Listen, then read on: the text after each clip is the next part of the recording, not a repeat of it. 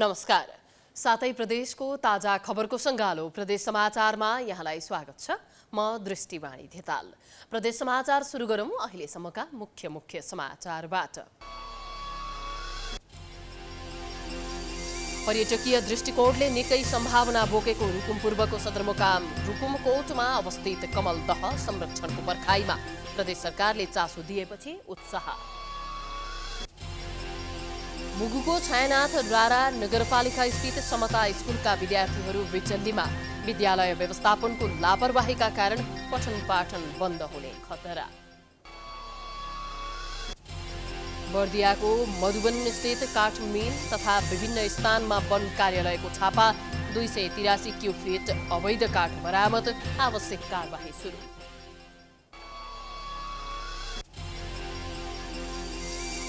र प्रचार प्रसारको अभावमा भोजपुरको साल्पा सिलिछो स्थित साल्पा पोखरी ओझेलमा पोखरीको संरक्षण नहुँदा पहिचान नै मेटिने जोखिम।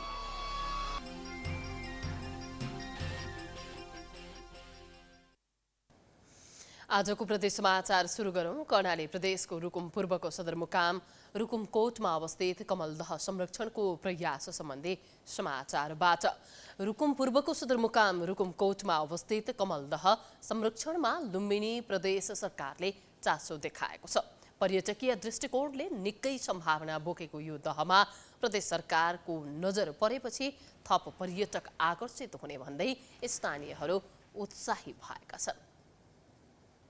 रुकुम पूर्वको सिस्ने गाउँपालिका वडा नम्बर 5 बाहुन थानामा रहेको कमल दहलाई पर्यटकीय क्षेत्रको रूपमा विकास गर्ने गरी लुम्बिनी प्रदेश सरकारले दह संरक्षणको काम अगाडि सारेको छ।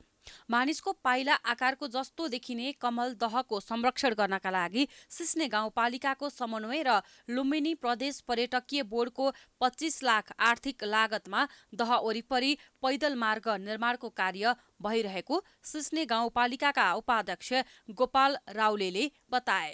अहिले पर्यटन बोर्ड प्रदेश पर्यटन बोर्डबाट हाम्रो समन्वयमा पदमार्ग र एउटा पार्क हामीले दहको छेउमा बनाइराखेका छौँ।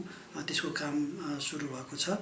यसअघि दहलाई पर्यटन मैत्री बनाउन सङ्घीय सरकारको शहरी विकास मन्त्रालयबाट झण्डै 6 करोड बजेट विनियोजन भएको थियो, जस अनुसार दहको वरपर पदमार्ग, पार्क, पालेघर, 2वटा शौचालय निर्माण भइरहेको छ। त्यस्तै सोही बजेटबाट दहको अवलोकन गर्न आउने पर्यटकलाई घाँस बाँसको व्यवस्थापनका साथै दह परिसर नजिकै 52 घर निर्माणको काम भइरहेको छ। बाहिरबाट आउने पाहुनाहरूलाई आवासका निम्ति एउटा अलि त्यो ढुङ्गा वाल सहितको अहिले सिमेन्टेड नभएर पुरानो मोडेलमा एउटा पाहुना घरको लागि यहाँ चाहिँ बजेट विनियोजन भएको थियो। त्यो दहभित्रको काम लगभग सम्पन्न भएको छ। 52 पोखरी 53 टाकुरीले परिचित रुकुमकोटमा रहेको ऐतिहासिक कमल दह झण्डै 2 वर्ग किलोमिटर क्षेत्रफलमा फैलिएको छ।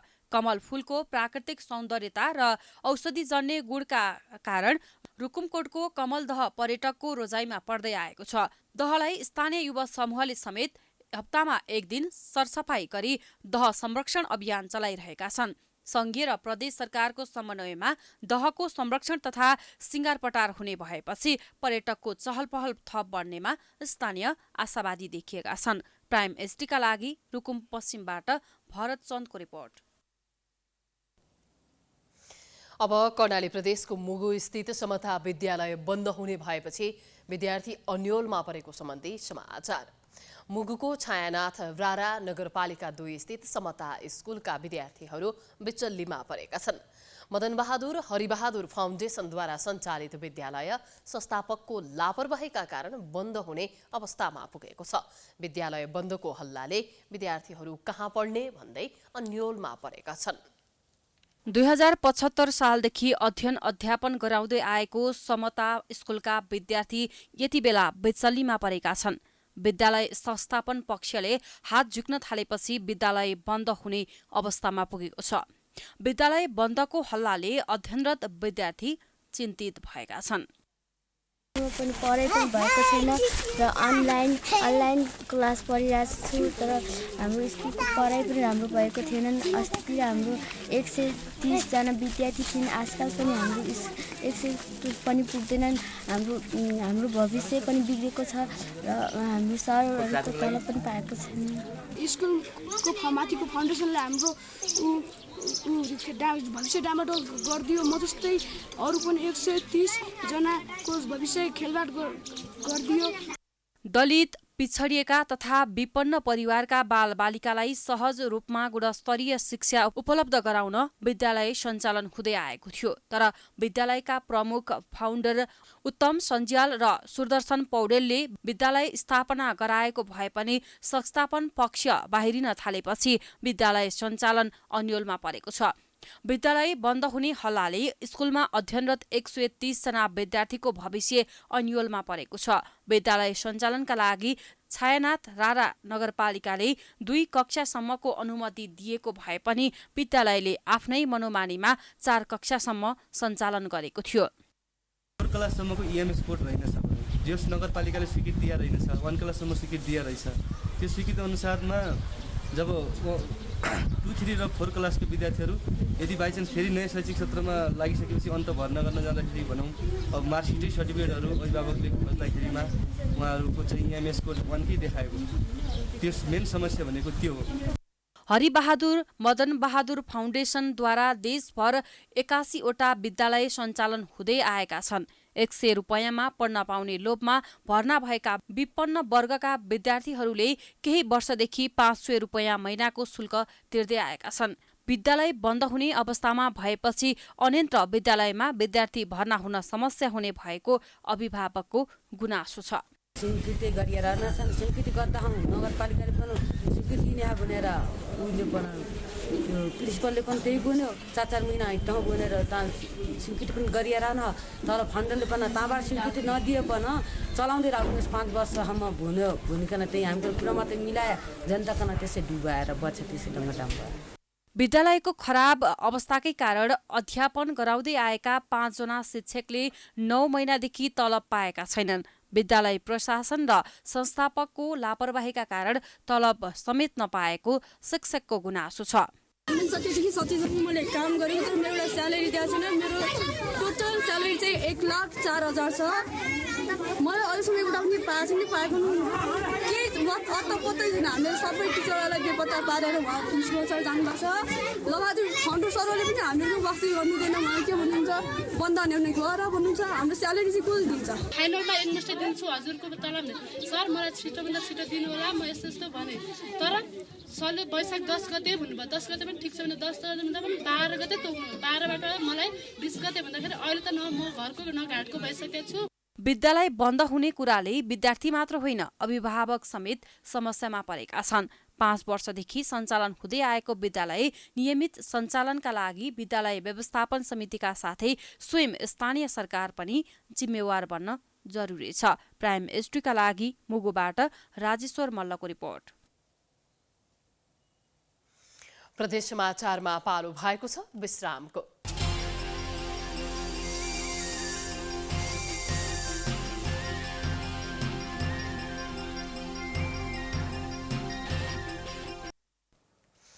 विश्रामपछि प्रदेश समाचारमा स्वागत छ। अब कोशी प्रदेशको भोजपुर स्थित पौवादुङमा गाउँपालिकाले योजनाबद्ध विकासमा जोड दिन पञ्चवर्षीय योजना निर्माण थालेको सम्बन्धी समाचार।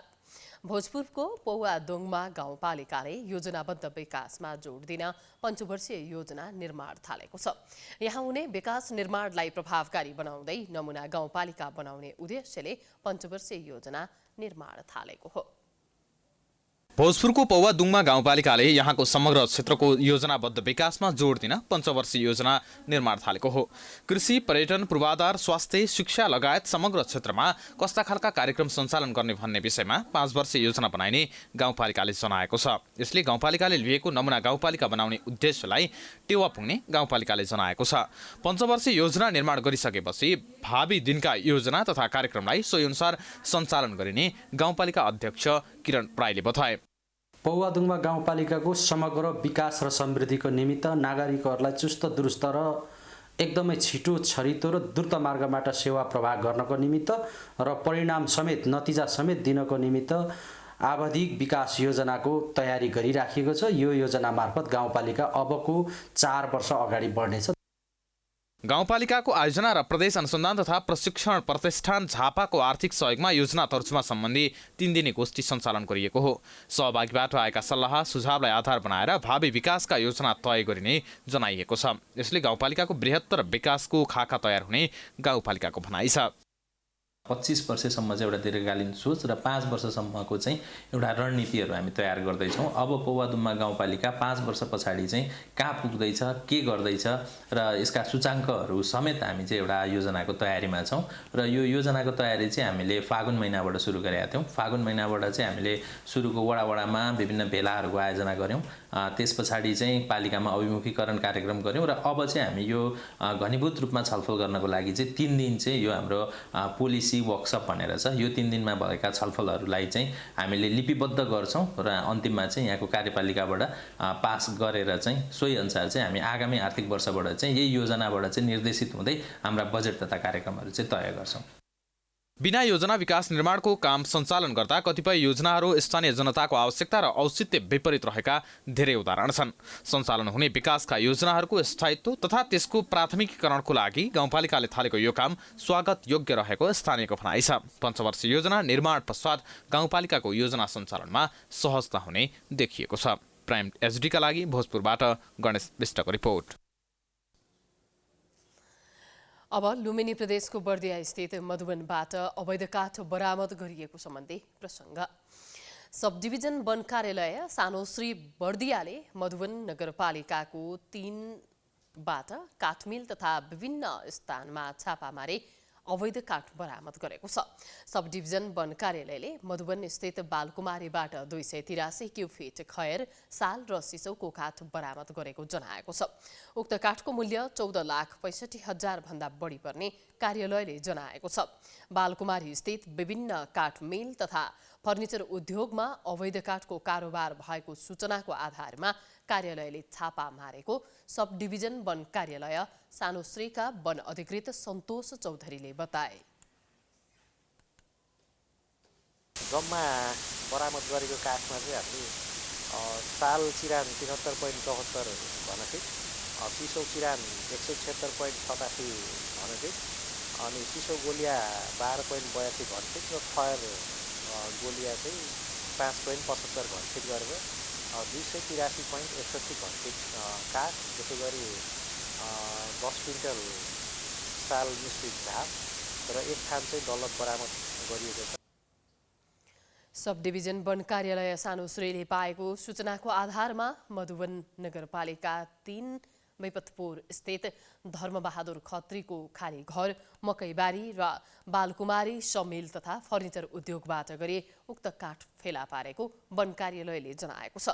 बरामद गरिएको काठ आवश्यक कारबाही तथा थप अनुसन्धानका लागि डिभिजन वन कार्यालय बर्दियामा बुझाइएको छ।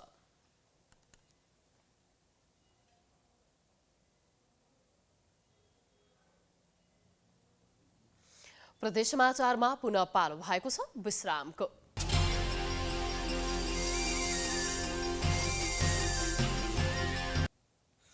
विश्रामपछि प्रदेश समाचारमा पुनः स्वागत छ। अब कोशी प्रदेशको भोजपुर स्थित साल्पा पोखरी ओझेलमा परेको सम्बन्धी समाचारको।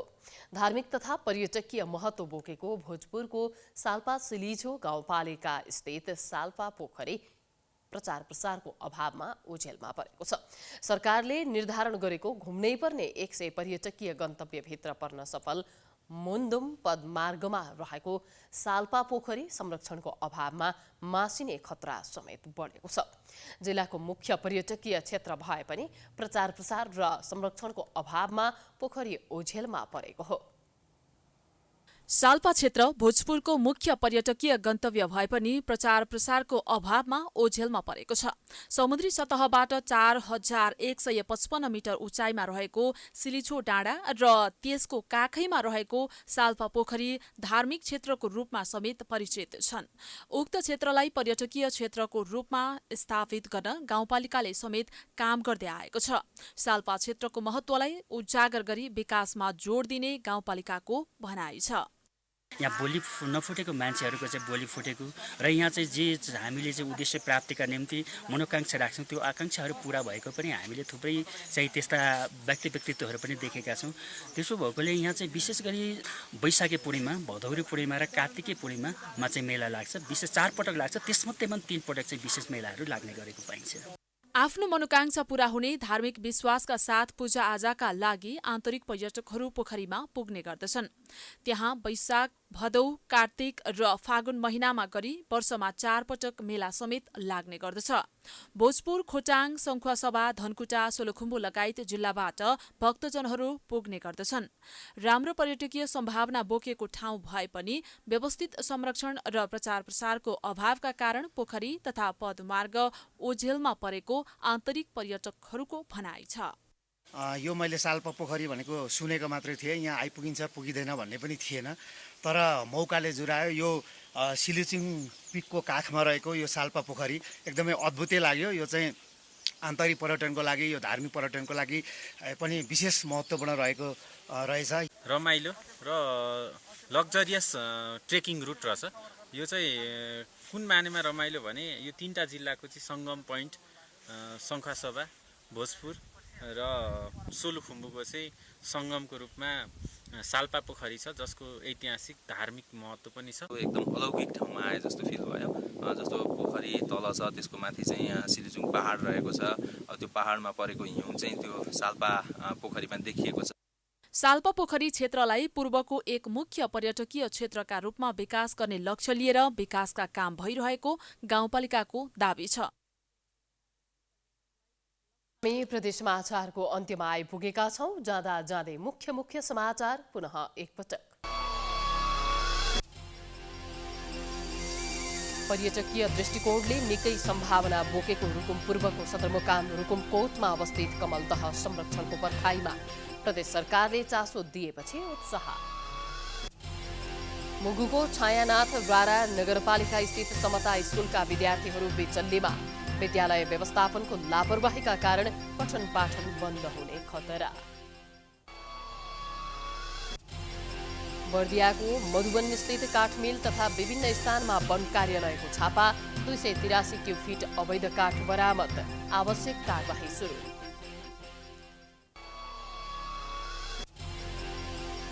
र प्रचार प्रसारको अभावमा भोजपुरको साल्पा सिलिछो स्थित साल्पा पोखरी ओझेलमा पोखरीको संरक्षण नहुँदा पहिचान्ने मेटिने जोखिम।